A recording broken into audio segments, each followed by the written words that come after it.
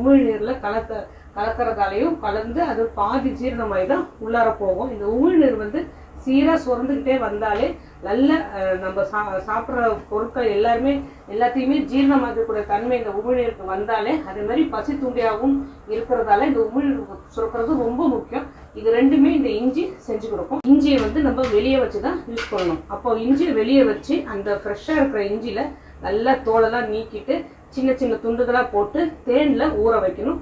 தேனில் குறைஞ்சது ஒரு 14ஆவது ஊற வச்சுட்டு அதுலேருந்து காலையில் ஒரு துண்டு, சாயந்தரம் ஒரு துண்டு, நைட்டு ஒரு துண்டு, இது மாதிரி ஒரு நாளைக்கு 2 துண்டுகள் நம்ம சாப்பிட்டுட்டே வந்தோம் அப்படின்னா அஜீரண கோளாறு முற்றிலுமாக இருக்காது, வயிற்று பொறுமை இருக்காது, அப்புறம் பசி தூண்டியாகவும் இருக்கும். அதாவது நல்ல அப்படைட்டிஸ் நல்ல பசி தூண்டியா இது அமையும். இதே வந்து குழந்தைகளுக்கு அஜீரண கோளாறு இருக்குது அப்படின்னு வச்சுக்கோங்களேன், இஞ்சி நல்ல தொப்புளை சுற்றி அவங்களுக்கு இஞ்சி சாறு எடுத்து பற்று போடணும். பற்று போட்டுட்டே வந்தாங்களே இந்த